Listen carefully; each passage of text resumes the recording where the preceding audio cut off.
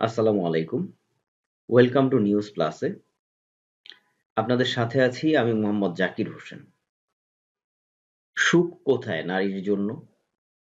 লাস ভেগাসের বৈধ সেক্স বাণিজ্য নিয়ে ন্যাশনাল জিওগ্রাফির ২ পর্বের একটা ডকুমেন্টারি সেক্স ফর সেল দেখেছি এই মাসের প্রথম দিন।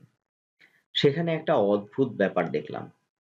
এইসব প্রস্টিটিউট মেয়েরা অনেকেই মডেল হতে আসে, অনেকেই মডেলিং থেকেও আসে। আমার একাধিক নাটক ও সিনেমার পরিচালক বন্ধু আছে। তাদের কাছে জেনেছি যেসব মেয়েরা মডেলিং করতে আসে, অভিনয়ে নাম লেখাতে চায়, তারা অনেকেই ভালো নাটকে, ভালো বিজ্ঞাপন চিত্রে কাজের বিনিময়ে যে কারো শয্যাসঙ্গী হতে রাজি থাকে। বিষয়টা আমি তেমন আমলে নিইনি।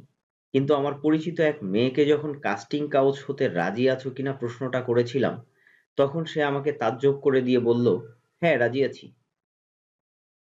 মেয়েটার উত্তর শুনে যে কেউই গালি দেবে, রাগ করবে, কড়া কথা শুনিয়ে দেবে। কিন্তু একবারও বলবে না, কে ওকে ভাবতে শেখালো যৌনতা যোগ্যতার পরিমাপ, কে ওকে নিজের দেহকে পণ্য বানাতে শেখালো। মেয়েদের জন্য সুন্দরী প্রতিযোগিতা দেখি, রান্নার প্রতিযোগিতা দেখি, নানা রকমের ফ্যাশন প্রতিযোগিতা দেখি, কিন্তু আইকিউ এর, বুদ্ধিমত্তার আলাদা প্রতিযোগিতা দেখি না। কাগজ জুড়ে ছাপানো হয় ঐশ্বরিয়া রায়ের ছবি, কিন্তু যে মেয়েটি অক্সফোর্ড বিশ্ববিদ্যালয়ে, হার্ভার্ডে বা এমআইটিতে নিজের মেধার স্বাক্ষর রাখছে, তার খবর পড়ে থাকে খবরের কাগজের চিপায়। তাকে কেউ চেনে না, তাকে চেনানোর গুরুত্বও কম। তার ফুসফুসটিও হয়তো মেরি কুরির মতন ঝাঁঝরা হয়ে যাবে পোলেনিয়াম আর ইউরেনিয়াম আবিষ্কার করতে করতেই, কিন্তু কেউ তাকে চিনবে না।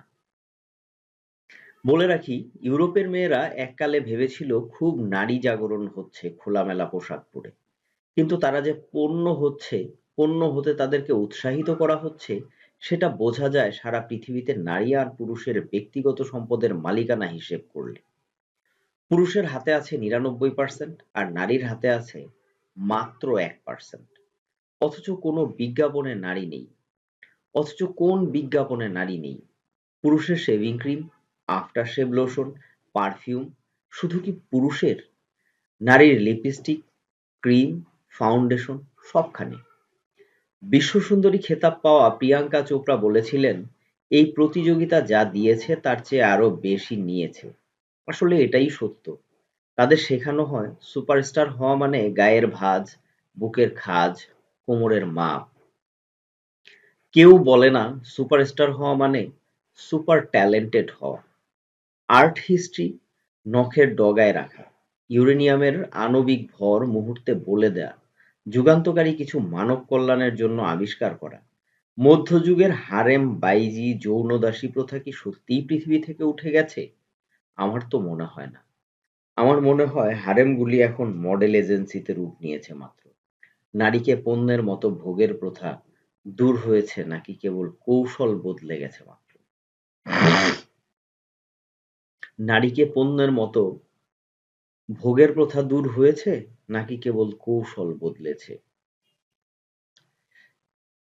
নারীকে পণ্যের মতো ভোগের প্রথা দূর হয়েছে নাকি কেবল কৌশল বদলে গেছে মাত্র? ধন্যবাদ সবাইকে সাথে থাকার জন্য।